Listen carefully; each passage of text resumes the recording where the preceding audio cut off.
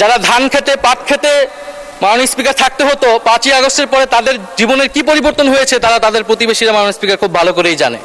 সরকার 17% বিদ্যুতের দাম বাড়িয়েছে এই সরকার হওয়ার পরে। গ্রামে গ্রামে লোডশেডিং হচ্ছে, মানুষ বিদ্যুৎ পাচ্ছে না। এটা শুধু দুর্নীতি না, এটা পরিকল্পিতভাবে কাঠামোগতভাবে এটা বাংলাদেশের অর্থ লুট করা হয়েছে, বাংলাদেশের বিদ্যুৎ সেক্টরকে ধ্বংস করে দেওয়া হয়েছিল। তাদের বিরুদ্ধে আপনারা কি ব্যবস্থা নেবেন?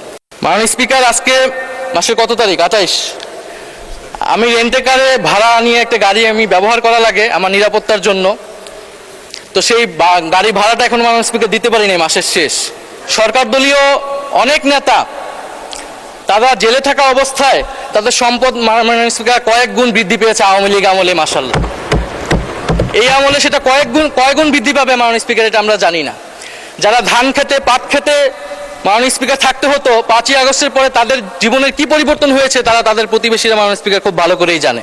আমরা বিজেপিকে সাধুবাদ জানাই এই মহান সংসদ থেকে, তারা যেভাবে প্রতিরোধ করছে, যেভাবে দৃঢ়তার সাথে দাঁড়িয়ে রয়েছে। বাংলাদেশের 18 কোটি জনগণ মাননীয় স্পিকার বাংলাদেশ বিজেপির সাথে রয়েছে। আপনারা তরুণদেরকে ইনভেস্ট করেন, আপনারা তরুণদেরকে ঋণ দেন, তরুণদেরকে টাকা দেন, তরুণদেরকে প্রশিক্ষিত করেন, সেই টাকা আপনি অর্থনীতিতে অনেক বেশি পাবেন। একজন তরুণ যদি কর্মক্ষম হয় সে তার বাড়িতে 2,500-এরও বেশি টাকা দিয়ে তার পরিবারকে সে দিতে পারবে। মাননীয় স্পিকার, এসালম, শিকদার, জেমকন, বেক্সিমকো, নাসা, সামিট, ওরিয়ন, এই ধরনের গ্রুপগুলা যারা এই দেশের অর্থ পাচার করেছে সেই সকল ঋণ খেলাপিদের বিরুদ্ধে আপনি কি আইনগত ব্যবস্থা নিচ্ছেন? এবং বিদ্যমান আইন দিয়ে আপনি আসলে তাদের বিরুদ্ধে খুব বেশি ব্যবস্থা নিতে পারবেন না। জুলাই আসতেছে, এর মধ্যে যাতে জুলাই গণ অভ্যুত্থান জাদুঘর সেটাকে ওপেন করা হয়। মাননীয় স্পিকার, বিসমিল্লাহির রহমানির রহিম। মাননীয় স্পিকার, আপনাকে ধন্যবাদ। আশা করি মাননীয় বিদ্যুৎ মন্ত্রীর রেখে যাওয়ার সময়টা আমার সাথে যুক্ত করে দিবেন। মাননীয় স্পিকার, বাজেট বক্তব্য আমি প্রথমত মাননীয় অর্থমন্ত্রীকে ধন্যবাদ জানাই যে একটা ভঙ্গুর অর্থনীতির মধ্য দিয়ে এই সরকার অনেকের অনেক চাহিদা, অর্থনৈতিক সংকট এর মধ্য দিয়ে যে কোনো অর্থমন্ত্রীর একটা বাজেট পেশ করা আসলেই অনেক দুরূহ কাজ, দুঃসাধ্য কাজ। এবং মাননীয় অর্থমন্ত্রীর বাজেট বক্তব্যটা অত্যন্ত সুলিখিত হয়েছে, 234 পৃষ্ঠার বক্তব্য। সেটার জন্য মাননীয় অর্থমন্ত্রীকে আমি প্রথমত ধন্যবাদ জানাই। মাননীয় স্পিকার, প্রশংসা দিয়ে শুরু করলাম। মাননীয় স্পিকার, বাজেট নিয়ে বিরোধী দলের পক্ষ থেকে যেই মোটা দাগে যে সমালোচনাগুলো সেগুলা ইতিমধ্যে চলে এসেছে, সেখানে আমার নতুন করে আসলে যুক্ত করার কিছু নাই। আমরা বলেছি এই বাজেটটা ঘাটতি বাজেট। আমরা বলেছি যে রাজস্ব লক্ষ্যমাত্রা নির্ধারণ করা হয়েছে এটি অবাস্তব। সরকার দলের পক্ষ থেকে তারা বলেছেন তারা স্বপ্নবিলাসী, তারা অসম্ভবকে সম্ভব করতে চায়। যেভাবে তারা নির্বাচনে জয়লাভ করেছেন একইভাবে তারা এই বাজেটকেও বাস্তবায়ন করতে চান তারা। তো মাননীয় স্পিকার, নির্বাচনের বিতর্কে আমি যাব না, সেটা অন্যদিকে চলে যাবে, নিশ্চয়ই একদিন সত্য প্রকাশিত হবে। মাননীয় স্পিকার, বাজেট অর্থনীতির সাথে সম্পর্কিত। রাষ্ট্র যেমন কোনো আবেগের বিষয় না, অর্থনীতিও কোনো আবেগের বিষয় না। আমরা বললাম, আমরা চাইলাম, আমরা বাস্তবায়ন করে ফেলবো সবাই মিলে, আর আমরা করে ফেলবো, এটা সম্ভব নয়। একটি বাজেট বা অর্থনীতির পরিবর্তনের জন্য উৎপাদন, বন্টন, ভোগ, বিনিয়োগ সবকিছুর একটি সুষম পরিকল্পনা প্রয়োজন। সেই পরিকল্পনা আমরা এই বাজেট বক্তব্যে মাননীয় স্পিকার পাইনি। মাননীয় স্পিকার, বাজেটের যাওয়ার আগে আমি যদি একটু অর্থনৈতিক প্রেক্ষাপট নিয়ে কথা বলি। 1971 সাল বাংলাদেশের ছাত্র, তরুণ, কৃষক সবাই একটি জনযুদ্ধের মাধ্যমে এই ভূখণ্ডকে স্বাধীন করলো, লক্ষ্য সামাজিক ন্যায় বিচার প্রতিষ্ঠা করা। কিন্তু দুঃখের বিষয় 1971 সালের পরে আমরা দেখলাম কলকারখানা সবকিছু জাতীয়করণ করে রক্ষী বাহিনীর হাতে তুলে দেওয়া হলো। আওয়ামী লীগের নেতাকর্মীরা সবকিছু দলীয়করণ করলো, ভোগ দখল করলো। ফলশ্রুতিতে দুর্ভিক্ষ আসলো, হাজার হাজার মানুষ মারা গেল, আমাদের অর্থনীতি আরো ভঙ্গুর পরিস্থিতিতে আসলো। পরবর্তীতে বাকশাল হলো, বাকশালের পতন ঘটলো এবং ঘটনা পরিক্রমায় মেজর জিয়াউর রহমান বাংলাদেশের শাসক হলেন। জিয়াউর রহমান ক্ষমতায় এসে যেই নীতিটি নিয়েছিল মাঝারি, ক্ষুদ্র এবং মাঝারি শিল্পের বিকাশ, জিয়াউর রহমান সঠিকভাবে অনুধাবন করেছিলেন বাংলাদেশের সেই সময়ের অর্থনৈতিক সংকট হচ্ছে কর্মসংস্থান। ফলে তিনি মুক্তবাজার অর্থনীতিকে প্রমোট করলেন এবং আমাদের আজকের যে পোশাক শিল্প সেটা জিয়াউর রহমানের হাত ধরে বাংলাদেশে প্রতিষ্ঠিত হলো। আমরা 1978 সালে জিয়াউর রহমান নুরুল কাদেরের দেশ গার্মেন্টসকে প্রমোট করলেন, সহায়তা করলেন দেশ গার্মেন্টস প্রতিষ্ঠায়। সাউথ কোরিয়ার জাইইউ নামক একটি কোম্পানির সাথে চুক্তি করে এদেশের উদ্যোক্তাদের, পোশাক শিল্পের উদ্যোক্তাদের প্রশিক্ষিত করলেন এবং এর মাধ্যমে কয়েকশো শিল্প কারখানা তৈরি হলো, মাঝারি শিল্পের বিকাশ হলো এবং দেশে কর্মসংস্থান তৈরি হলো। মাননীয় স্পিকার, আমাদের দেশে বর্তমান যে সংকট, কর্মসংস্থানের সংকট, আমাদেরকে জিয়াউর রহমানের মতো এই ধরনের একটা নীতি বা পরিকল্পনা অনুসরণ করা প্রয়োজন ছিল মাননীয় স্পিকার। কিন্তু আফসোস, বর্তমান সরকারের যে আই হ্যাভ এ প্ল্যান, সেই প্ল্যানের ভিতরে আমরা এই ধরনের কোনো নীতি বা এই ধরনের কোনো পরিকল্পনা মাননীয় স্পিকার আমরা পাইনি, যেটা দেশে কর্মসংস্থান তৈরি করতে পারবে। 2008 সালে আওয়ামী লীগ সরকার ক্ষমতায় আসার পরে আমরা জানি গত 16 বছর কি হয়েছে। রাজনৈতিক ক্ষমতা কুক্ষিগত হয়েছে, দলীয়করণ হয়েছে। রাজনৈতিক ক্ষমতা কুক্ষিগত হওয়ার সাথে সাথে অর্থনীতিও কুক্ষিগত হয়েছে, সম্পদ কুক্ষিগত হয়েছে। ফলে অলিগার্ক শ্রেণী তৈরি হয়েছে, সিন্ডিকেট তৈরি হয়েছে। আপনি বিভিন্ন সেক্টরে যাবেন, 3-4টা কোম্পানি বাংলাদেশের সেই সেক্টরের সকল ব্যবসা নিয়ন্ত্রণ করছে। আমরা জানি কিভাবে ব্যাংক লুট হয়েছে, দেশের হাজার হাজার কোটি টাকা লোপাট হয়েছে। এই অলিগার্ক যেই অর্থনৈতিক ব্যবস্থা তৈরি হলো, সমাজে বৈষম্য তৈরি হলো এবং বাংলাদেশের তরুণ যুবকরা তারা কোনো কর্মসংস্থান পাচ্ছে না। 2024 সাল, বাংলাদেশের বিশ্ববিদ্যালয়ের ছাত্ররা, তরুণরা রাস্তায় নেমে আসলো কোটা সংস্কারের দাবিতে। 2018 সালেও নেমে এসেছিল, এর আগে ভ্যাট বিরোধী আন্দোলনে নেমে এসেছিল। এবারের আন্দোলনের নাম বৈষম্য বিরোধী ছাত্র আন্দোলন। আমরা খুবই সুপরিকল্পিতভাবেই এই আন্দোলনের নাম দিয়েছিলাম বৈষম্য বিরোধী ছাত্র আন্দোলন। কারণ মাননীয় স্পিকার, আমাদের সামনে এটা স্পষ্ট ছিল যে শুধু সরকারি চাকরিতে কোটা যেমন বৈষম্য, কিন্তু সমাজে যে মূল বৈষম্যটা রয়ে গেছে, যার ফলে কর্মসংস্থান তৈরি হচ্ছে না, তার বিরুদ্ধে আসলে আমাদের আন্দোলন করতে হবে, তার বিরুদ্ধে আমাদের লড়াই করতে হবে। মাননীয় স্পিকার, বৈষম্য বিরোধী ছাত্র আন্দোলনের মধ্য দিয়ে গণ অভ্যুত্থান সংগঠিত হলো এবং স্বৈরাচারী শেখ হাসিনা সরকারের পতন ঘটল। আমাদের এই যে বর্তমান সময়, এই সময় অর্থনৈতিক সংকটে আমার কাছে মেজর ক্রাইসিস 3টা। একটা হচ্ছে কর্মসংস্থান তৈরি, দ্বিতীয়ত হচ্ছে ব্যাংকিং খাত সংস্কার এবং তৃতীয়ত হচ্ছে আমাদের যে বিদ্যুতের যে চুক্তিগুলো হয়েছে, বিদ্যুতের দাম যে বেড়ে গিয়েছে সেটাকে আমরা কিভাবে আবার কমিয়ে আনবো, সহনীয় পর্যায়ে আনবো। মাননীয় স্পিকার, সরকারের নির্বাচনী প্রচারণা এবং এই বাজেট, তাদের প্রধান একটা প্রচারণার অংশ বা প্রজেক্ট হচ্ছে ফ্যামিলি কার্ড। তো ফ্যামিলি কার্ডের আইডিয়াটা কি বা থিওরিটা কি? বলা হয়ে থাকে যে গরিব মানুষকে যদি আপনি 100 টাকা দেন, সে 100 টাকার পুরোটাই সে খরচ করবে নিজের জন্য কিছু কেনার জন্য। সে সেটা সঞ্চয় করবে না, বিনিয়োগ করবে না, সে খাবার কিনবে বা তার নিত্য প্রয়োজনীয় কিছু জিনিস সে কিনবে। ফলে যদি আপনি গরিব মানুষকে টাকা দেন, 2000 টাকা দেন, 2500 টাকা দেন, সেই টাকাটা মানি রোল হবে, হাত বদল হবে, এভাবে অর্থনৈতিক একটা পরিবর্তন হবে। আমি যেরকমটা বুঝেছি মাননীয় অর্থমন্ত্রী। তো ফ্যামিলি কার্ডের এই যে থিওরিটা এবং এই যে 41 লক্ষ এবং পরবর্তীতে এটা কয়েক কোটি, 2 কোটি পরিবারকে দেওয়া হচ্ছে, এর ফলে রুরাল অর্থনীতিতে টাকা ঢুকছে, এটা সত্য। কিন্তু মাননীয় স্পিকার, এই ফ্যামিলি কার্ড বা এই প্রজেক্টের মাধ্যমে আপনি কনজামশন ডিমান্ড তৈরি করতেছেন, আপনি কিন্তু প্রোডাকশন ডিমান্ড বা ইনভেস্টমেন্ট ডিমান্ড তৈরি করতেছেন না। সে টাকা দিয়ে কিনবে প্রোডাক্ট, সেই প্রোডাক্টটা সে ইন্ডিয়ান প্রোডাক্ট কিনবে, চাইনিজ প্রোডাক্ট কিনবে, কারণ এই দেশে তো প্রোডাকশন আপনি বাড়াচ্ছেন না, কিন্তু তাকে আপনি কনজামশনটা বৃদ্ধি করে দিচ্ছেন। ফলে আমাদের এই সময় প্রয়োজন ছিল ইনভেস্টমেন্ট ডিমান্ড তৈরি করা, সোসাইটিতে অর্থনীতিতে প্রোডাকশন ডিমান্ড তৈরি করা, মিডল ইকোনমি তৈরি করা, ক্ষুদ্র এবং মাঝারি শিল্পের বিকাশ তৈরি করা।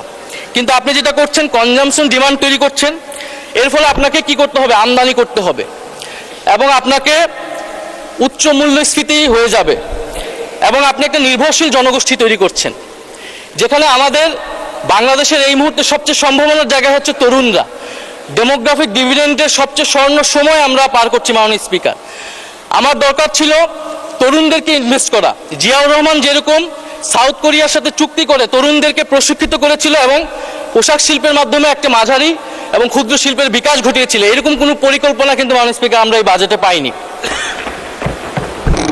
আপনারা তরুণদেরকে ইনভেস্ট করেন, আপনারা তরুণদেরকে ঋণ দেন, তরুণদেরকে টাকা দেন, তরুণদেরকে প্রশিক্ষিত করেন, সেই টাকা আপনি অর্থনীতিতে অনেক বেশি পাবেন। একজন তরুণ যদি কর্মক্ষম হয়, সে তার বাড়িতে ২৫০০-এরও বেশি টাকা দিয়ে তার পরিবারকে সে দিতে পারবে মাননীয় স্পিকার। ফলে আমাদের যেই ডেমোগ্রাফিক ডিভিডেন্ডটা আমরা কিন্তু মাননীয় স্পিকার কাজে লাগাতে পারছি না। মাননীয় স্পিকার এই বাজেট বক্তব্যে ২৩৪ পৃষ্ঠা কর্মসংস্থান নিয়ে মাননীয় অর্থমন্ত্রী ১.৫ পৃষ্ঠা লিখেছেন। আরও কয়েক পৃষ্ঠা লিখলে আমরা বুঝতে পারতাম যে তিনি কর্মসংস্থানকে আরও বেশি গুরুত্ব দিচ্ছেন মাননীয় স্পিকার। দ্বিতীয়ত, ব্যাংকিং খাতের সংস্কারে যদি আসি মাননীয় স্পিকার, ব্যাংকিং খাতে ৪০,০০০ কোটি টাকা দেওয়া হচ্ছে।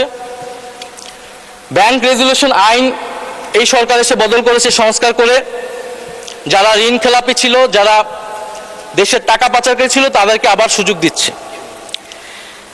মাননীয় স্পিকার, যারা ঋণ খেলাপি ছিল, যারা দেশের টাকা লুট করেছে, বিদেশে পাচার করেছে, আর যারা গণহত্যা করেছে, তাদের অপরাধ আমি খুব ভিন্ন কিছু দেখি না মাননীয় স্পিকার, দুইটাকেই সমান অপরাধী হিসেবে আমি দেখি। আপনি অ্যাসালম, শিকদার, জেমকন, বেক্সিমকো, নাসা, সামিট, ওরিয়ন, এই ধরনের গ্রুপগুলা যারা এই দেশের অর্থ পাচার করেছে, সেই সকল ঋণ খেলাপিদের বিরুদ্ধে আপনি কি আইনগত ব্যবস্থা নিচ্ছেন? এবং বিদ্যমান আইন দিয়ে আপনি আসলে তাদের বিরুদ্ধে খুব বেশি ব্যবস্থা নিতে পারবেন না, কারণ এসালমের দুর্নীতি, এটার সাথে রাষ্ট্র জড়িত ছিল সেই সময়। ডিজিএফআইকে দিয়ে সে ইসলামী ব্যাংক দখল করেছে। এখন যদি মাননীয় স্বরাষ্ট্রমন্ত্রী বলেন শেয়ার হোল্ডার, আপনি তো আইনের ফাঁকফোকর দিয়ে তাকে শেয়ার দিয়ে দিতে পারবেন, কিন্তু সত্যটা হচ্ছে মাননীয় স্পিকার, তারা সেই সময় রাষ্ট্রযন্ত্র ব্যবহার করেছিল। ফলে আমাদেরকে এই ধরনের অর্থ পাচারকারীদের বিরুদ্ধে ব্যবস্থা নিতে হলে নতুন আইন লাগবে এবং তাদের সম্পদ অথবা তারা যে সকল সম্পদ দেখিয়ে ঋণ নিয়েছিল সেগুলোকে জাতীয়করণ করা প্রয়োজন মাননীয় স্পিকার। সেই টাকা আপনি বন্ড করেন, সেই টাকা দিয়ে আপনি মাননীয় স্পিকার আপনি ব্যাংকে আবার ফেরত দেন, ব্যাংকিং খাতকে আপনি আবার একটি স্থিতিশীল জায়গায় নিয়ে আসেন। মাননীয় স্পিকার, বিদ্যুৎ মন্ত্রী আমার কিছুক্ষণ আগেই বক্তব্য দিয়ে গেলেন, যদি বিদ্যুতের দাম না কমে তাহলে এখানে কেউ বিনিয়োগ করবে না, শিল্প কলকারখানার খরচ বেড়ে যাবে। Bangladesh power development board BPDB এখন বর্তমানে বিদ্যুৎ কেনে 12 টাকায়, বিক্রি করে 7 টাকায়। বাকি টাকাটা সে ভর্তুকি দেয়, যেটা জনগণের ট্যাক্সের মাধ্যমে আবার সরকারের কাছে যায়।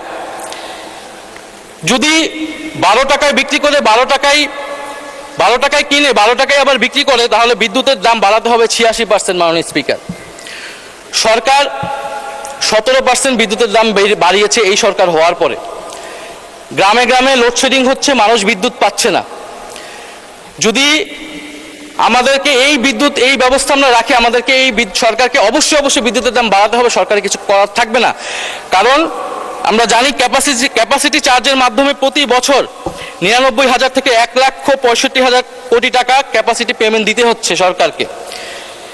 তো এই যে চুক্তিগুলো হলো জরুরি আইন তৈরি করার মাধ্যমে, যেটা 14 বছর ছিল, এই আইনগুলো নিয়ে সরকার কি ব্যবস্থা নিবে? মাননীয় অর্থমন্ত্রী তার বাজেট বক্তব্যে একটি লাইন বলেছেন যে এটা নিয়ে তারা পর্যালোচনা করবেন এবং ব্যবস্থা নেবেন, প্রয়োজনীয় ব্যবস্থা। এটা তারা 31 দফাতেও বলেছিলেন। আমরা আরো সুস্পষ্টভাবে ওনাদের কাছ থেকে পদক্ষেপ আশা করেছিলাম যে যারা, এটা শুধু দুর্নীতি না, এটা পরিকল্পিতভাবে, কাঠামোগতভাবে এটা বাংলাদেশের অর্থ লুট করা হয়েছে, বাংলাদেশের বিদ্যুৎ সেক্টরকে ধ্বংস করে দেওয়া হয়েছিল, তাদের বিরুদ্ধে আপনারা কি ব্যবস্থা নেবেন? আপনি আদানি চুক্তির বিরুদ্ধে কি ব্যবস্থা নেবেন? আদানির সাথে যে চুক্তি হয়েছিল, আপনি সামিটের বিরুদ্ধে কি ব্যবস্থা নেবেন? আপনি এসালামের বিরুদ্ধে কি ব্যবস্থা নেবেন? আমরা জানি এই চুক্তিগুলো সার্বভৌম, ফলে আমাদেরকে আন্তর্জাতিকভাবে এটা লড়াই করতে হবে এবং প্রমাণ করতে হবে যে এখানে দুর্নীতি হয়েছিল। অন্তর্বর্তী সরকারের সময় অনেকগুলো দুর্নীতির প্রমাণ কিন্তু মাননীয় স্পিকার সংগ্রহ করা হয়েছিল। এখন সরকারের বিষয় যেটাকে কাজে ভাবে সরকার বিদ্যুৎ স্পিকার মাননীয় স্পিকার, আমরা প্রতিরক্ষা খাতের কথা বলি। প্রতিরক্ষা খাতে আমি অর্থমন্ত্রী বাজেট বক্তব্য একটা লেখার সময় স্পিকার আমরা করেছিলাম একটা জাতীয় আমাদের প্রতিরক্ষা খাত নিয়ে কি ধরনের পরিকল্পনা করে, সেখানে প্রতিরক্ষা খাতের যে বরাদ্দ দেওয়া আছে পরিচালন ব্যয় বরাদ্দ মাননীয় স্পিকার। দ্বিতীয়ত জাতীয় সম্পদ আমাদেরকে কিভাবে সুষ্ঠু ব্যবহার করতে, কিছু আমি মনে করি গুরুত্বপূর্ণ কথা বক্তব্যে এসেছে। মাননীয় স্পিকার, আরেকটি গুরুত্বপূর্ণ বিষয় হচ্ছে মাননীয় অর্থমন্ত্রী তার বক্তব্যে অর্থনীতির গণতন্ত্রায়নের কথা বলেছেন, ডিরেগুলেশনের কথা বলেছেন, অর্থনীতির পুনরুদ্ধার পুনর্গঠন, অনেক সুন্দর সুন্দর কথা বলেছেন। যে কথাগুলো এই ধরনের অনেক সুন্দর সুন্দর কথা আমরা দেখেছি ফ্যাসিবাদের সময় বিএনপি 31 দফাতে বলেছিল, রাষ্ট্র মেরামতের রূপরেখা, রাষ্ট্র সংস্কারের রূপরেখা, 31 দফা। জুলাই সনদে আমরা দেখেছি বিএনপি স্বাক্ষর করেছিল, এটার পক্ষে ভোট চেয়েছিল এবং মাননীয় স্বরাষ্ট্রমন্ত্রী খুবই সৎভাবেই এই সংসদে জাতির সামনে স্বীকার করেছিলেন যে নির্বাচনের জন্য আপোষ করে সাইন করেছিল। ফলে এই সরকারের অনেক ভালো কথা আমরা আসলে বিশ্বাস রাখবো কিভাবে? অর্থনীতির গণতন্ত্রায়ন আপনি করবেন, রাজনীতির গণতন্ত্রায়ন যদি আপনি কিভাবে না করবেন? রাজনৈতিক সংস্কার যদি না হয়, যদি সুশাসন নিশ্চিত না হয়, যদি জুলাই সনদ বাস্তবায়ন না হয়, তাহলে আপনি কিভাবে অর্থনীতির সংস্কার করবেন? মাননীয় স্পিকার, অর্থনীতির গণতন্ত্রায়ন আপনি কিভাবে করবেন? আপনি দুদক সংস্কার করবেন কিনা, আপনি বিচার বিভাগ সংস্কার করবেন কিনা, আপনি সংবিধানের গণতান্ত্রিক সংস্কারগুলো করবেন কিনা, এর উপর নির্ভর করবে আপনি অর্থনৈতিক সংস্কার এবং অর্থনৈতিক গণতন্ত্রায়ন কতটা সফলভাবে করতে পারবেন। 31 দফাতে অর্থনৈতিক সংস্কার কমিশনের কথা করার কথা ছিল, সাংবিধানিক সংস্কার কমিশনের কথা ছিল, তো অর্থনৈতিক সংস্কার কমিশন কোথায় গেল মাননীয় স্পিকার? সাংবিধানিক সংস্কার কমিশন কোথায় গেল মাননীয় স্পিকার? তাহলে এগুলো কি জাতির সাথে প্রতারণা নয়? একইভাবে এই বাজেটকে যদি আমরা একটা প্রতারণার দলিল বলি, তাহলে মাননীয় স্পিকার আমরা কি খুব বেশি ভুল বলবো? মাননীয় স্পিকার, এই বাজেটে আমরা যেটা বলেছি যে রাজস্ব আপনি বাজেটে ঘাটতি বাজেট করছেন। কেন্দ্রীয় অর্থনীতিতে যখন মহামন্দা চলে তখন ঘাটতি বাজেট করে, তখন মুদ্রা ছেড়ে দেওয়া হয় যাতে চাহিদা বৃদ্ধি পেলে কর্মচাঞ্চল্য তৈরি হবে, সমাজে অর্থনীতি বেগবান হবে। কিন্তু মাননীয় স্পিকার, এইখানে যেই আমাদের রাজস্ব ধরা হয়েছে আর আমাদের যে পরিচালন ব্যয় 6,21,000 কোটি টাকা, আমাদের কিন্তু এই রাজস্ব তো উঠবে না আমরা জানি, আমরা কিন্তু ঘাটতি বাজেট দিয়ে আমরা আসলে বিনিয়োগ করি যাতে পরবর্তীতে সুফলটা আবার রাষ্ট্র পায়, জনগণ পায়। কিন্তু আমাদের যে পরিচালন ব্যয় ধরা হয়েছে এটাই কিন্তু মাননীয় স্পিকার আমাদেরকে ঋণ করা লাগবে, এবং এই ঋণ কোথায় গিয়ে শেষ হবে? বিগত আমলে আমরা দেখেছি দেশকে ঋণগ্রস্ত করা হয়েছে, প্রচুর ঋণ নেওয়া হয়েছে। ফলে ঠিক অর্থনৈতিক গুণগত পরিবর্তনটা বিগত সময় থেকে কোথায় হলো এটা আমাদের কাছে মাননীয় স্পিকার ধরা পড়ছে না। মাননীয় স্পিকার, আমি একটু অন্য বিষয়ে যেতে চাই। আমাদের একজন সরকার দলীয় মাননীয় সংসদ সদস্য তার এক বক্তব্যে বলেছেন যে এখন অনেকে গাড়ি চড়ে, যে আগে তারা কি চড়তো বা রিক্সায় চড়তো, এখন তারা গাড়ি চড়ে, এরকম একটা কথা বলেছেন মাননীয় স্পিকার। মাননীয় স্পিকার, আজকে মাসের কত তারিখ? 28। আমি রেন্টে কারে ভাড়া নিয়ে একটা গাড়ি আমি ব্যবহার করা লাগে আমার নিরাপত্তার জন্য, তো সেই গাড়ি ভাড়াটা এখন মাননীয় স্পিকার দিতে পারিনি মাসের শেষ। তো আমাদের সরকার দলীয় অনেক নেতা তারা জেলে থাকা অবস্থায় তাদের সম্পদ মাননীয় স্পিকার কয়েক গুণ বৃদ্ধি পেয়েছে আওয়ামী লীগ আমলে, মাশাআল্লাহ। এই আমলে সেটা কয়েক গুণ বৃদ্ধি পাবে মাননীয় স্পিকার, এটা আমরা জানি না। যারা ধান খেতে পাট খেতে মাননীয় স্পিকার থাকতে হতো, 5ই আগস্টের পরে তাদের জীবনের কি পরিবর্তন হয়েছে তারা তাদের প্রতিবেশীরা মাননীয় স্পিকার খুব ভালো করেই জানে। মাননীয় স্পিকার, জুলাই ফাউন্ডেশন নিয়ে কিছু কথা বলতে চাই। জুলাই ফাউন্ডেশন গণ অভ্যুত্থানের পরে অন্তর্বর্তী সরকারের সময় গঠিত হয়েছিল। এই ফাউন্ডেশনটি বর্তমানে অর্থাভাবে চলতে পারছে না। সরকারের কাছে, অর্থমন্ত্রীর কাছে আবেদন থাকবে। ওনারা অনেক টাকা খরচ করছে বিভিন্ন জায়গায়। এই ফাউন্ডেশনে যাতে ওনারা একটা বরাদ্দ দেয়, এটার জন্য খুব বেশি খরচ হবে না। সরকার বিভিন্ন ফাউন্ডেশন এমনিতে পরিচালনা করে। জুলাই গণ অভ্যুত্থান অধিদপ্তর যেটা, সেইটার একটা ফাংশন আছে, কিন্তু জুলাই ফাউন্ডেশনের মাধ্যমে পুনর্বাসন, কাউন্সিলিং সহ অনেকগুলো কাজ যেটা সরকারি অধিদপ্তরের মাধ্যমে সম্ভব হবে না। ফলে আমরা আশা করব যে জুলাই ফাউন্ডেশনের অর্থমন্ত্রী বরাদ্দ দিবেন।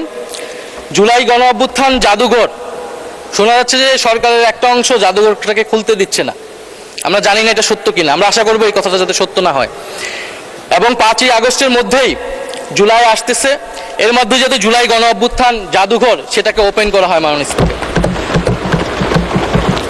মাননীয় স্পিকার, আরেকটু অন্য বিষয়ে যেতে চাই, যেটা দুর্নীতি নিয়ে অনেকেই কথা বলেছেন। দুর্নীতি রোধ করার জন্যই মাননীয় স্পিকার সুশাসন এবং রাজনৈতিক সংস্কারের প্রয়োজন ছিল, গণভোট বাস্তবায়নের দরকার ছিল। মাননীয় স্পিকার, দুর্নীতি নিয়ে একটা গল্প আছে। এক ভারতীয় যুবক এবং এক বাংলাদেশি যুবক একসাথে বিলেতে পড়াশোনা করতে গিয়েছে। সেখানে তাদের পরিচয় এবং তারা সেখানে কোনো রকমের ডিগ্রি নিয়ে দেশে ফিরেছে।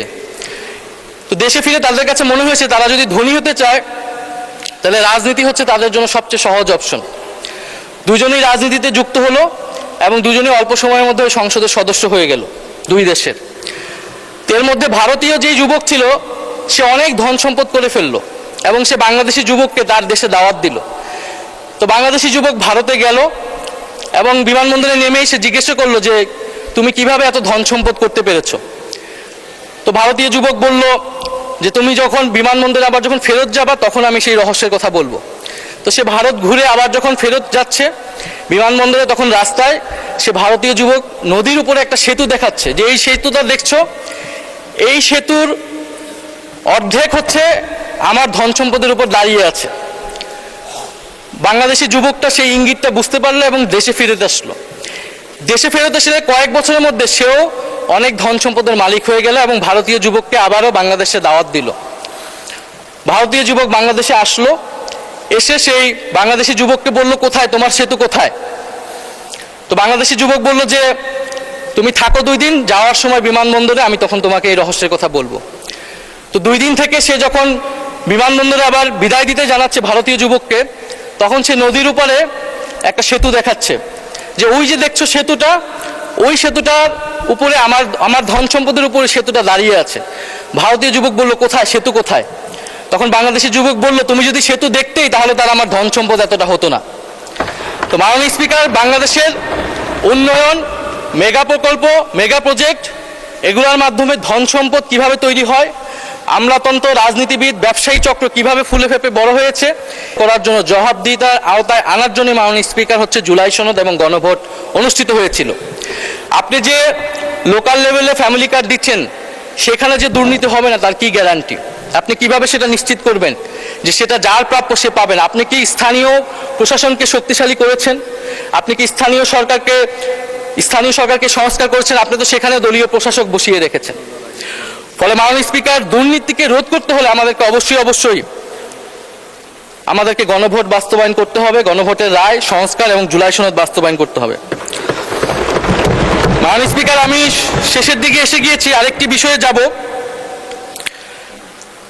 এই সরকার আসার পরে সীমান্তে প্রায় 10 জনের মতো ভারতীয় বাহিনী বিএসএফ দ্বারা হত্যা করা হয়েছে এবং পুশিং করার চেষ্টা করা হচ্ছে অবৈধ বাংলাদেশি বলে।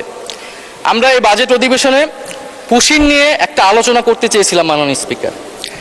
এই আলোচনাটা আমরা জানি না কোন কারণে এই আলোচনাটা আমাদেরকে করতে দেওয়া হয় নাই। সরকারি দল, বিরোধী দল, সমালোচনা, প্রশংসা, এত কথা হলো, আমরা কি 1 ঘন্টা সময় মাননীয় স্পিকার বের করতে পারতাম না পুশিন নিয়ে আলোচনা করার জন্য? আমরা বিএনপির নামের সাথে জাতীয়তাবাদ শব্দটা আছে, আমরা দেখতে চাই তারা কিভাবে সীমান্ত হত্যা বন্ধ করে মাননীয় স্পিকার, এবং সেই বিষয়ে আমরা সর্বাত্মকভাবে সহায়তা করব। আমরা বিজেপিকে সাধুবাদ জানাই এই মহান সংসদ থেকে, তারা যেভাবে প্রতিরোধ করছে, যেভাবে দৃঢ়তার সাথে দাঁড়িয়ে রয়েছে। বাংলাদেশের 18 কোটি জনগণ মাননীয় স্পিকার বাংলাদেশ বিজেপির সাথে রয়েছে। মাননীয় স্পিকার, পশ্চিমবঙ্গে একটি নির্বাচন হয়েছে এবং শুভেন্দু অধিকারী সেখানকার মুখ্যমন্ত্রী হয়েছে। নির্বাচনের আগে এবং পরে বাংলাদেশকে নিয়ে লাগামহীন বক্তব্য দিয়ে যাচ্ছে মাননীয় স্পিকার। তিনি বলেছেন নির্বাচনী এক জনসভায়, আমাদের জন্যই বাংলাদেশ তৈরি হয়েছে, বড় বড় কথা বলো, অবৈধ সবাইকে পাঠিয়ে দেব। তিনি এর আগে একটি জনসভায় বলেছেন, ইসরায়েল যেভাবে গাজাকে শিক্ষা দেয়, বাংলাদেশকেও সেভাবে শিক্ষা দিতে হবে। মাননীয় স্পিকার, এই অধ্যতের জবাব বাংলাদেশ সরকারকে দিতে হবে, পররাষ্ট্র মন্ত্রণালয়কে দিতে হবে। আমরা পররাষ্ট্র মন্ত্রণালয় থেকে কঠোর জবাব আশা করছি, এবং ইতিহাস ভুলে গেলে চলবে না। এই পূর্ববঙ্গের কৃষকের টাকায় মাননীয় স্পিকার কলকাতা শহর তৈরি হয়েছিল। কলকাতা শহর আমরা 1937 সালে বিজয় লাভ করেছিলাম মাননীয় স্পিকার, এবং শ্যামাপ্রসাদ মুখার্জিরা তারা সাম্প্রদায়িক নীতির ভিত্তিতে পশ্চিমবঙ্গ ভাগ করেছিল, যে পশ্চিমবঙ্গ দিবস আজকে নরেন্দ্র মোদী পালন করছে। আমরা এই জাতীয়তাবাদী সরকারকে আমরা সেই সমমর্যাদায় সমতার নীতি নিয়ে আমরা প্রতিবেশীর সাথে সম্পর্ক করতে চাই। বাংলাদেশ ফার্স্ট, এটা যাতে শুধু মুখে মুখেই না থাকে। মাননীয় স্পিকার, আমাকে যদি আরেকটু সময় বাড়িয়ে দিতেন আমি শেষ করে ফেলবো। জি, 4 মিনিট দেওয়া হলো আপনাকে, ধন্যবাদ। মাননীয় স্পিকার, ভারতীয় নতুন হাই কমিশনার বাংলাদেশে এসেছেন দীনেশ ত্রিবেদী। তো ত্রিবেদী সাহেব বাংলাদেশে প্রবেশ করেই ভারতের আকাশ জমি বাংলাদেশের আকাশ জমির সাথে মিলিয়ে ফেলেছে মাননীয় স্পিকার। তো মিষ্টি কথায় মাননীয় স্পিকার চিরা ভিজে না। গত 16 বছরের কথা আমরা ভুলে যাইনি। তাদের উচিত ছিল, নতুন হাই কমিশনার উচিত ছিল প্রথমত অ্যাপোলজি করা। 16 বছরে বাংলাদেশে যে প্রত্যক্ষ এবং পরোক্ষভাবে আওয়ামী লীগকে ক্ষমতায় রাখতে সহায়তা করেছে ভারত সরকার, তার জন্য অ্যাপোলজি করা। এখানে যে গণহত্যা সংঘটিত হয়েছিল এবং এখনো সেই গণহত্যার হত্যাকারী ওসমান হাদির হত্যাকারীকে ভারতে আশ্রয় দেওয়া হয়েছে, বাংলাদেশে নাশকতা করছে আওয়ামী লীগ, তার জন্য ভারতীয় হাই কমিশনারকে অ্যাপোলজি করা উচিত ছিল। এবং কিভাবে বাংলাদেশের সাথে নতুন সম্পর্ক তৈরি করবে মর্যাদা এবং সমতার ভিত্তিতে, সেই কথা বলা উচিত ছিল মাননীয় স্পিকার। আমরা সর্বশেষ বলতে চাই, আমরা সবাই চাই বাংলাদেশের অর্থনৈতিক সমৃদ্ধি। আমার আজকের বক্তব্যের মূল কথাটাই ছিল যে এই দেশের তরুণদেরকে আপনারা কাজে লাগান, তরুণদেরকে কর্মক্ষম করুন, প্রশিক্ষণ দিয়ে বিদেশে পাঠান, তরুণদেরকে দেশে প্রশিক্ষিত করে ক্ষুদ্র মাঝারি শিল্পের বিকাশে সহায়তা করুন। এবং আমাদের এই বঙ্গীয় বদ্বীপের সার্বভৌমত্ব আমরা রক্ষা করতে চাই। আমাদের সীমান্ত, আমাদের নদী, পানি, সাগর এবং অর্থনীতিকে রক্ষা করার লড়াই মাননীয় স্পিকার আমরা চালিয়ে যেতে চাই। আমরা মনে করি এই লড়াই এখনকার লড়াই না মাননীয় স্পিকার, এটা আমাদের পূর্বসূরীরা এই লড়াই চালিয়েছেন। 1947 সালে আমাদের কৃষকেরা জমির অধিকারের জন্য লড়াই পেয়েছেন জমির অধিকার। 1971 সালে আমরা স্বাধীন ভূখণ্ড পেয়েছি, 24 সালে আমরা সার্বভৌমত্ব পেয়েছি। মাননীয় স্পিকার, এই লড়াই চালিয়েছিলেন হাজী শরীয়তুল্লাহ ফরাজি আন্দোলনের মাধ্যমে, এই লড়াই চালিয়েছিলেন তিতুমির বাঁশের কেল্লার মাধ্যমে, এই লড়াই চালিয়েছিলেন হাবিলদার রজব আলী সিপাহী বিদ্রোহে, এই লড়াই শাহজালাল চালিয়েছিলেন গৌর গোবিন্দের বিরুদ্ধে। মাননীয় স্পিকার, আমাদের যে 100 বছরের সংগ্রাম, এই দেশের ভূখণ্ড, মাটি, আমাদের স্বাধিকার, আজাদি রক্ষা করার লড়াই, এই হাজারো সংগ্রাম লড়াইয়ের মধ্য দিয়ে আমরা একটা দেশ পেয়েছি যার নাম বাংলাদেশ। এই দেশকে আমরা রক্ষা করতে চাই, এই দেশকে আমরা ঐক্যবদ্ধ করতে চাই। এই দেশকে রক্ষার জন্য, স্বাধীনতা সার্বভৌমত্বের জন্য, বৈষম্যহীন এবং গণতান্ত্রিক বাংলাদেশের জন্যই 2024 সালে এত তরুণ, এত মানুষ জীবন দিয়েছে। আমরা আশা করব সেই জীবনদান বৃথা যাবে না। ফলে বর্তমান সরকারের প্রতি আমাদের আহ্বান থাকবে যে দুর্নীতি বন্ধ করুন, জুলাই সনদ বাস্তবায়ন করুন, এবং যারা টাকা পাচার করেছে, অর্থনৈতিকভাবে লুটপাট করেছে, তাদেরকে বিচারের আওতায় আনুন। ইনশাআল্লাহ আমরা ঐক্যবদ্ধভাবে এই বাংলাদেশ বিনির্মাণ করব এবং বাংলাদেশকে একসাথে নেতৃত্ব দেব। মাননীয় স্পিকার, আপনাকে ধন্যবাদ। ইনকিলাব জিন্দাবাদ। ধন্যবাদ। আলহামদুলিল্লাহ, আল্লাহ রাব্বুল আলামিনের অশেষ কৃপায় দ্বিতীয়বারের মতো এই সংসদে দাঁড়িয়ে কথা বলার সুযোগ পেয়েছি, সেজন্য আল্লাহর শুকরিয়া আদায় করি। সেই সাথে বাংলাদেশ জাতীয়তাবাদী দলের বর্তমান চেয়ারম্যান, আমাদের মাননীয় প্রধানমন্ত্রী, সংসদ নেতা জনাব তারেক রহমান এর প্রতি শুকরিয়া আদায় করি। উনি নমিনেশন দিয়েছিলেন, সেজন্যই নির্বাচন করতে পেরেছি। আর ধন্যবাদ জানাই দিনাজপুর 6-এর 4টি উপজেলা, নবাবগঞ্জ, ঘোড়াঘাট, বিরামপুর, হাকিমপুর, 3টি পৌরসভা, বিরামপুর, হাকিমপুর এবং ঘোড়াঘাটের সেই সমস্ত মানুষগুলোকে যারা আমার উপর ধানের শীষের পর আস্থা রেখেছে এবং তাদেরকে সেবা করার জন্য আমাকে সুযোগ দিয়েছে, সেই জন্য ধন্যবাদ জানাই। আমার 10.5 লক্ষ মানুষ এবং প্রায় 1100 স্কয়ার কিলোমিটার এলাকা অধ্যুষিত আমার সেই এলাকাবাসীকে। মাননীয় স্পিকার, আর আজকে শ্রদ্ধার সঙ্গে স্মরণ করি এই দেশের স্বাধীনতা যুদ্ধে যে সমস্ত মানুষগুলো মুক্তিযোদ্ধারা শহীদ হয়েছেন, মা বোনের সম্ভ্রমের বিনিময়ে আমাদের অর্জিত স্বাধীনতা, সেই সমস্ত মানুষগুলোর প্রতি। আর শ্রদ্ধা জানাই বাংলাদেশ জাতীয়তাবাদী দলের প্রতিষ্ঠাতা, স্বাধীনতার ঘোষক শহীদ রাষ্ট্রপতি জিয়াউর রহমান বীর উত্তমের প্রতি, যিনি স্বাধীনতার ঘোষণা না দিলে এবং ওই সময়ে চ্যালেঞ্জ গ্রহণ না করলে আজকে আমাদের অবস্থা কি হতো সেটি হয়তোবা ইতিহাস বলতে পারে। কিন্তু আজকের বাস্তবতা হচ্ছে আমরা স্বাধীন। রণাঙ্গনে থেকে যুদ্ধ করেছেন, পালিয়ে যান নাই, আত্মসমর্পণ করেন নাই এবং জনগণকে সাথে নিয়ে যুদ্ধ করে উনি দেশের স্বাধীনতা অর্জনে ভূমিকা রেখেছেন, যার জন্যই আজকে শ্রদ্ধার সঙ্গে স্মরণ করি শহীদ জিয়াকে। এবং আজকে এই কথাটি বলতে চাই, যারা আজকে বাজেট নিয়ে বিভিন্ন ধরনের বক্তব্য রেখেছেন মাননীয় সংসদ সদস্যগণ, আমি ওই দিকে যাব না। আমি শুধু এটুকুই বলতে চাই যে বাংলাদেশ জাতীয়তাবাদী দলের জন্ম হয়েছে এজন্যই, যখন অন্যরা পারে নাই, ব্যর্থ হয়েছে, পরাজিত হয়েছে, আত্মসমর্পণ করেছে, তখনই যে মানুষটি, যে দলটি জনগণের পাশে দাঁড়িয়েছে তিনি হচ্ছেন শহীদ জিয়াউর রহমান এবং বাংলাদেশ জাতীয়তাবাদী দল। এবং আজকে বাজেট আলোচনায় যে কথাটি বলতে চাই সেটি হচ্ছে এই 1975-76-এর যদি আপনি বাজেট দেখেন, তখন দেখবেন স্বাধীনতা যুদ্ধের পরবর্তীতে ছিল মাত্র 786 কোটি টাকার বাজেট। কিন্তু যখন 74-এর দুর্ভিক্ষ হলো, দেশের অর্থনীতি আমাদেরকে বাসন্তী উপহার দিল এবং তার পরবর্তীতে 74-75 গেল, 75-76-এর যে বাজেট, যেটি শহীদ জিয়ার আমলে প্রথম বাজেট হলো, সেটি কিন্তু আমাদের প্রায় 2000 কোটি টাকা, 1900 কোটি টাকা প্লাস। আর যখন শহীদ জিয়া শাহাদত বরণ করলেন, সেই সময়ের বাজেট ছিল 4500 কোটি টাকার বেশি। অর্থাৎ যে কথাটি বলতে চাই, যখন ওই সময়ও কম্বল চোর বলেন আর রিলিফ চোর বলেন, ওনারা যখন দেশের অর্থনীতিকে ফোকলা করে দিয়েছিল, উপহার দিয়েছিল বাসন্তী আর দুর্ভিক্ষ আর লঙ্গরখানা, সেই সময়ও কিন্তু বিএনপি সামনে গিয়ে এসেছিল, জনগণের পাশে দাঁড়িয়েছিল। ভঙ্গুর অর্থনীতি পুনর্গঠনে যিনি হাল ধরেছিলেন তিনি হচ্ছেন শহীদ জিয়াউর রহমান। এবং উনি সেই মানুষ, যে মানুষ সত্যিকার অর্থে বাংলাদেশে শৃঙ্খলা কাকে বলে এবং মানুষের গণতন্ত্র ফেরত দেওয়া, মানুষের বাক স্বাধীনতা ফেরত দেওয়া এবং সর্বোপরি দেশের কৃষিকে এমন একটি পর্যায়ে নিয়ে গেলেন, তলাহীন ঝুরি হয়ে গেল। চাল রফতানি করার দেশ, 1979 সনে প্রথম রফতানি হলো বাংলাদেশ থেকে চাল বিশ্বে, অর্থাৎ কৃষিতে স্বনির্ভরতা আসলো।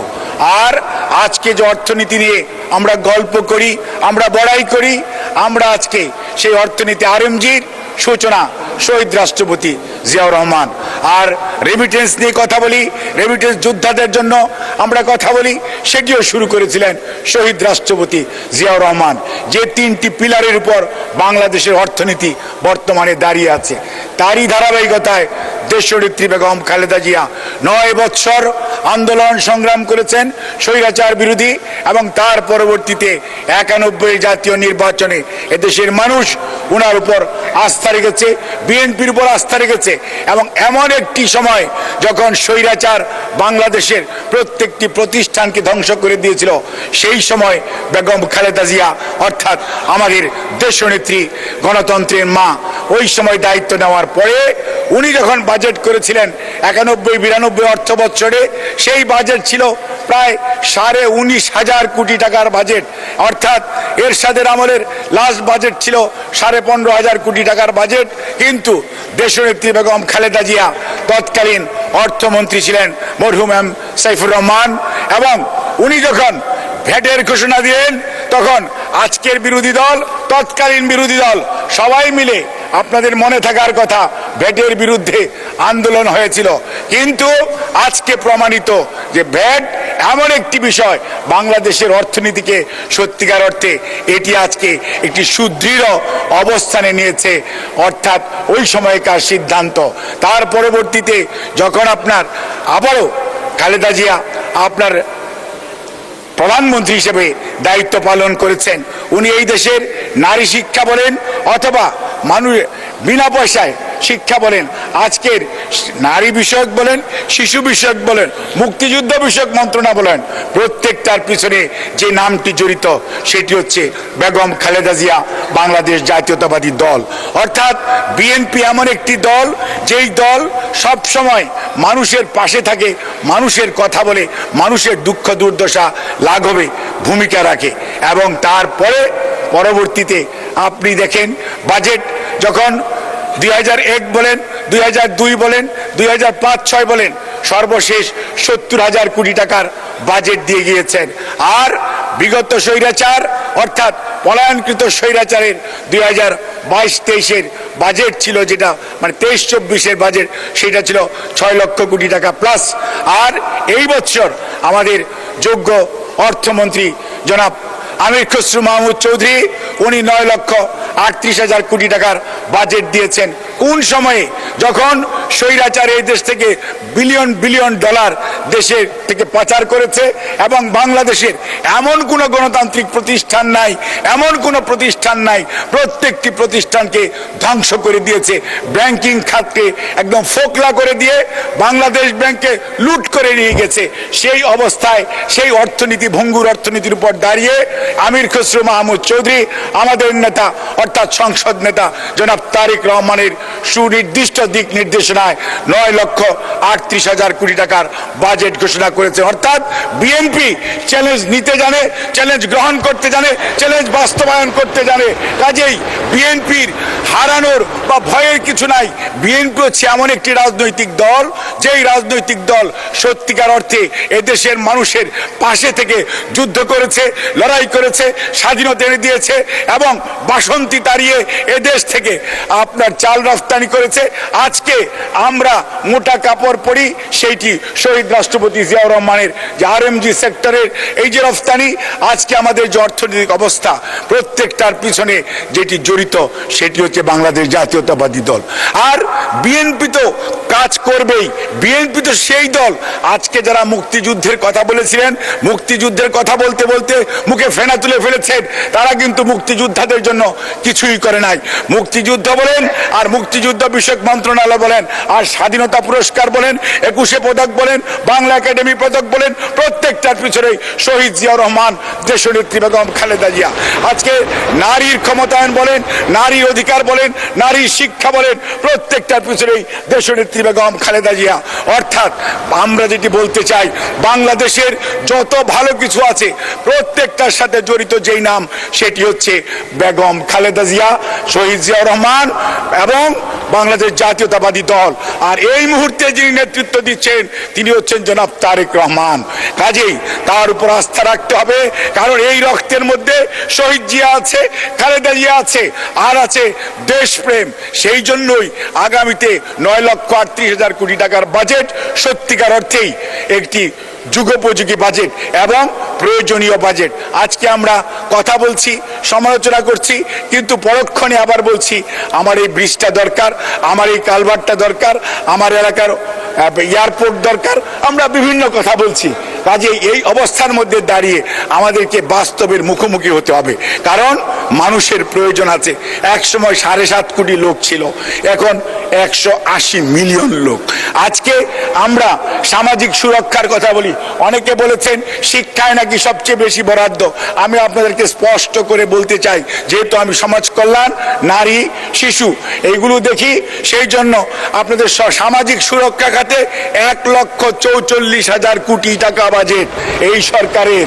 কাজেই এই সরকার একটি জনকল্যাণকর সরকার। এই সরকার মানুষের কল্যাণের জন্য সবচেয়ে বেশি বাজেট দিয়েছে, আর শিক্ষাকে দিয়েছে দ্বিতীয় স্থানে। অর্থাৎ শিক্ষিত হবেন, দক্ষতা অর্জন করবেন, তারপরে এমপ্লয়মেন্টে যাবেন। এই হচ্ছে সরকারের দিক নির্দেশনা, সরকারের প্ল্যানিং। সেই জন্যই আজকে শিক্ষাকে, যার শিক্ষিত হবেন, দক্ষতা অর্জন করবেন, স্বাস্থ্য ভালো থাকতে হবে, সেই জন্যই স্বাস্থ্যকে দেওয়া হয়েছে তার দ্বিতীয়, অর্থাৎ সবচেয়ে বেশি বাজেট যেটা আছে স্বাস্থ্য। স্বাস্থ্যের ব্যাপারে আমার একটু কথা আছে, যেহেতু আমি ডাক্তার মানুষ, আমার একটু কথা বলা দরকার। এখানে মাননীয় অর্থমন্ত্রী দৃষ্টি আকর্ষণ করব। মাননীয় অর্থমন্ত্রী, আপনি অনেক কিছুই আলহামদুলিল্লাহ এপিআই অর্থাৎ একটি ফার্মাসিউটিক্যাল ইনগ্রিডিয়েন্টস ওষুধ রপ্তানি করতে হবে। এই যে আমাদের বাণিজ্য মন্ত্রী সাহেব বললেন যে আপনি এলডিসি গ্রাজুয়েশনে যাবেন 29-এ। এলডিসি গ্রাজুয়েশনে যদি যান, তার জন্য প্রস্তুতি দরকার। কিসের প্রস্তুতি? প্রস্তুতি হচ্ছে আপনি এপিআই এর অনেক র মেটেরিয়ালসের উপর আপনি শুল্ক রেয়াত করেছেন। আমি আপনাকে শুধু খালি এটুকু বলবো, স্বাস্থ্যমন্ত্রী থাকলে ভালো হতো যে ড্রাগ অ্যাডমিনিস্ট্রেশনের কোয়ালিটি অর্থাৎ ক্যাপাবিলিটি অ্যান্ড ক্যাপাসিটি আরো বাড়াতে হবে। কারণ আমাদের ঔষধ আমেরিকায় রফতানি হয়, আমাদের ঔষধ ইউকেতে রফতানি হয়, আমাদের ঔষধ ব্রাজিল, সিঙ্গাপুর, অস্ট্রেলিয়ায় রপ্তানি হয়। কিন্তু সমস্যা হচ্ছে ড্রাগ অ্যাডমিনিস্ট্রেশনের আমাদের যে ল্যাব, সেই ল্যাবের যে ক্যাপাসিটি, সেই ক্যাপাসিটি হওয়া উচিত ম্যাচুরিটি লেভেল 3 ML3, কিন্তু সেই ক্যাপাসিটিটা তাদের না থাকার কারণে তাদের এই আমাদের কোম্পানিগুলো ড্রাগস বিদেশে রপ্তানি করতে পারছে না, কারণ ইন্টারন্যাশনাল বিডিংয়ে তারা কোয়ালিফাই করছে না। কিন্তু তারা কিন্তু বাইল্যাটারাল বিডিংয়ে দে আর পার্টিসিপেটিং। আপনাকে মনে রাখতে হবে, যখনই আপনি এলডিসি গ্রাজুয়েশনে যাবেন, তখন পৃথিবীর সব দেশ আপনার কাছে ওষুধ নিয়ে আসবে। তখন এই প্যারাসিটামল আজকে 2 টাকা দাম শুনলে মন খারাপ করবেন, বাস্তবতা হচ্ছে ওই সময় 10 টাকা দিয়ে প্যারাসিটামল কিনে খেতে হবে। কাজেই আগেই প্রস্তুতি নেন, যাতে আপনি এখন প্যারাসিটামল অর্থাৎ ম্যাক্সিমাম ড্রাগের রেজিস্ট্রেশন এখন করে নিতে হবে। সেই জন্য ড্রাগ অ্যাডমিনিস্ট্রেশনকে আরো বেশি ক্যাপাসিটি ডেভেলপ করতে হবে, সো দ্যাট আপনি এলডিসি গ্রাজুয়েশনের পরে আপনার দেশের মানুষকে স্বল্প মূল্যে ঔষধ দিতে পারেন। আর এই পৃথিবীতে চায়না এবং ইন্ডিয়া এরা হচ্ছে এপিআই তৈরির কারখানা। সারা পৃথিবীর পাকঘর হলো চায়না এবং ইন্ডিয়া। দ্বিতীয় স্থান, তৃতীয় স্থানে যেটা আসবে সেটা হবে বাংলাদেশ। এবং সেটা যদি গ্রহণ করতে হয়, তাহলে আজকে আপনার ক্যাপাসিটি ডেভেলপ করতে হবে, সো দ্যাট আপনি এমন এপিআই তৈরি করবেন বিলিয়ন বিলিয়ন ডলার। আজকে আরএমজি যেমন আপনার ডলার আর্ন করে, আপনি এপিআই অর্থাৎ একটি ফার্মাসিউটিক্যাল ইনগ্রিডিয়েন্টস রপ্তানি করে আপনি কিন্তু সেই পরিমাণ র মেটেরিয়ালস রপ্তানি করে আপনি টাকা আর্ন করতে পারবেন। এবং আপনার জন্য বাজার উন্মুক্ত হবে, শুধু নয় অর্থ পাবেন সেটি নয়, অনেক হোয়াইট কালার এমপ্লয়মেন্ট জেনারেশন হবে। এটি খুবই প্রয়োজনীয়। এই জিনিসটি আমি বললাম, এটার জন্য আমাদের খেয়াল রাখা উচিত। আরেকটা জিনিস মাননীয় অর্থমন্ত্রী, আপনার দৃষ্টি আকর্ষণ করছি, আপনি কিছু কিছু অপারেশনের জিনিসের অনেক কতগুলো আইটেম, যেমন ডায়ালাইসিস রোগীর টিউবের উপর আপনি ট্যাক্স কমিয়েছেন। আপনাকে বিনীত অনুরোধ করব মাননীয় প্রধানমন্ত্রী এবং স্পিকারের মাধ্যমে, যে আপনি দয়া করে হার্টের ভাল্ব এই জিনিসটি হয়তো আপনার দৃষ্টিতে কেউ নিয়ে আসলে এটি হয়তো হতো। হার্টের ভাল্ব আর হচ্ছে অক্সিজেনেটার বলে একটা আছে, হার্টের অ্যাপ্লায়েন্স আছে। আর এত রোড ট্রাফিক অ্যাক্সিডেন্ট হয়, রোড ট্রাফিক অ্যাক্সিডেন্টে অনেক নিউরোভাস্কুলার ইনজুরি হয়। সেই সমস্ত ক্ষেত্রে আমাদের রেডিও ফ্রিকোয়েন্সি অ্যাবলেশন ফাইবার আর হচ্ছে পেরিফেরাল ভাস্কুলার স্ট্যান্ট আছে। আপনি হার্টের স্ট্যান্ট করছেন, ভাস্কুলার স্ট্যান্ট আছে। এইগুলো কয়েকটা আইটেম যদি আপনি মানে ভ্যাট আপনি মাফ করে দেন, এগুলো খুব বেশি লাগে না, কিন্তু এগুলোর দাম খুব বেশি। কাজে সেই জন্য যদি ভ্যাটটা মৌকুফ করা হয় তাহলে চিকিৎসা জগতে অনেক গরিব মানুষের ভালো চিকিৎসা হবে। কারণ আপনি তো মানবিক প্রধানমন্ত্রী, মানবিক অর্থমন্ত্রী, আপনাকে আমরা জাস্ট কয়েকদিন আগে অ্যাপ্রোচ করেছিলাম আমাদের দেশের প্রতিবন্ধী মানুষগুলোর পাশে দাঁড়ান।